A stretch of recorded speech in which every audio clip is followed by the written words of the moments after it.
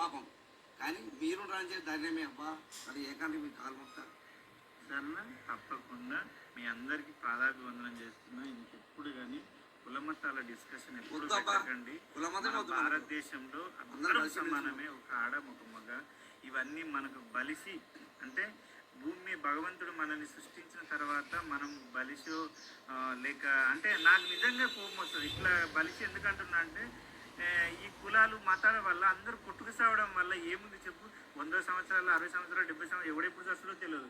దాంట్లో మన కులము మతము నీ రాజాతి నువ్వు తక్కువ నువ్వు ఎక్కువ నువ్వు ఆడ కూర్చోవాలి నేను మాకు కూర్చుని ఇవన్నీ వద్దబ్బా. అందరం కలిసి ఉందాం, కలిసి తిందాం, కలిసి ఉందాం. నేనేం చెప్తున్నా, తప్పకుండా ఇంకెప్పుడు కులమతాల డిస్కషన్ ఎక్కడ పెట్టకండి. మనం అందరం ఒక్కటే మంచి అప్డేట్స్ ఇస్తాం, మంచి నడిపిస్తాం. సనాతన ధర్మ రక్షణ board is order of the day. ప్రతిసారి కూర్చోబెట్టి మేము డిఫెండ్ చేసుకోలేం. కనీసం మీకు కోపం కూడా లేకపోతే మేము ఏం చేస్తాం? ఆంధ్ర అనే భావన లేదు ఆంధ్ర వాళ్ళకి. ఎప్పుడు ఆంధ్ర భావన వస్తో తెలియదు. నా కులం ప్రాతిపాదిక సరే కొంతకాలం వరకు జరిగింది. 2019 తర్వాత కులం కూడా పోయింది. ఇప్పుడు సొంత కులాన్ని కూడా వెనకేసుకురావట్ల. అయ్యా ఓ గాలివాటం పవనాలు, కాస్త కొమురం అలియాస్ కొమురక్కను చూసైనా బుద్ధి తెచ్చుకో. ఈ కులమతాలు అనేవి మనం పెట్టుకున్నవే. అవే శాశ్వతం కాదు, సర్వస్వం కాదు.